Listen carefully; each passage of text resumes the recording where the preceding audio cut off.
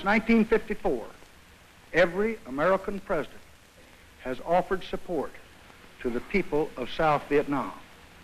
We have helped to build and we have helped to defend.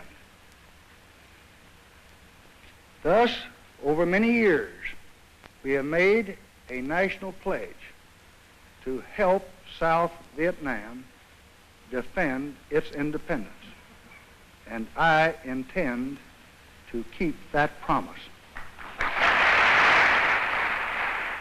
Mr. Johnson then projected America's policy on Vietnam, saying that the United States was ready to begin without conditions diplomatic discussions to end the war in Vietnam. He calls it the only path for reasonable men.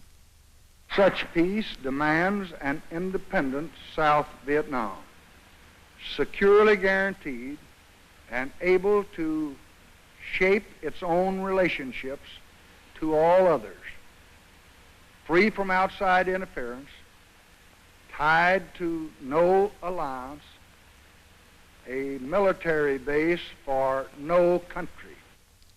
He called on Southeast Asian nations to mount a cooperative drive for economic development, and he asked the United Nations to join in the plan. For our part, I will ask the Congress to join in a $1 billion American investment in this effort as soon as it is underway.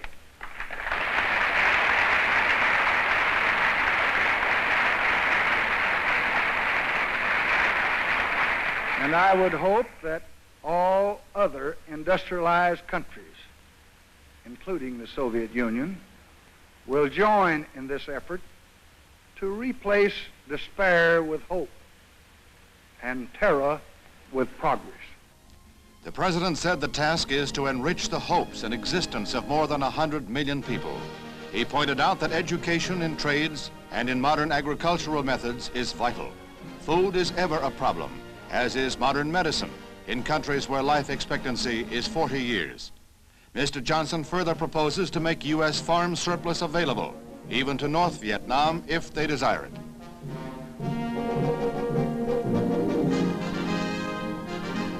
Mr. Johnson then quotes the Bible. We may well be living in the time foretold many years ago when it was said, I call heaven and earth to record this day against you, that I have set before you life and death, blessing and cursing. Therefore choose life, that both thou and thy seed may live. Well, we will choose life. And so doing, we will prevail over the enemies within man and over the natural enemies of all mankind.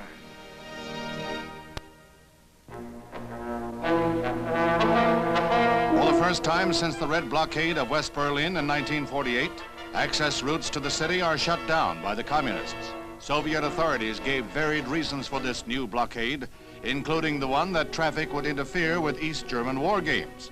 But the real reason, obviously, was communist resentment over a meeting of the German parliament in West Berlin. They did all in their power to harass this demonstration of democracy in action.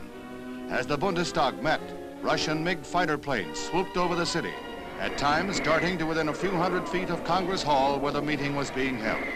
The fighter pilots buzzed commercial airliners, disrupted air transport, and broke windows on the ground as they shattered every safety regulation.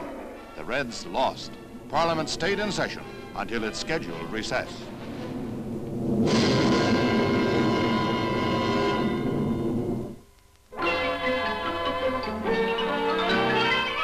This is the night that Hollywood holds the world spotlight. The annual Academy Awards and the bestowing of the coveted Oscars has a glittering audience on hand to hear Audrey Hepburn announce the Best Actor.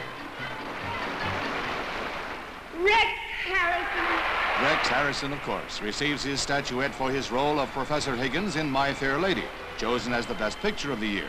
Audrey was his leading lady.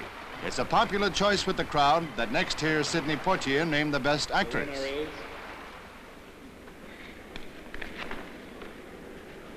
Julie Andrews and Mary Poppins. Julie Andrews played opposite Rex Harrison in the stage version of My Fair Lady.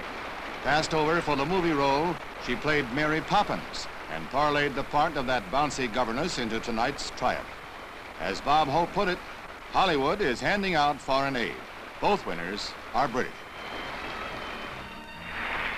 Oh, it is lovely. I know you Americans are famous for your hospitality, but this is really ridiculous. In a year of many outstanding movies, it was a chore to pick the winners. The night of the Oscars was a huge success.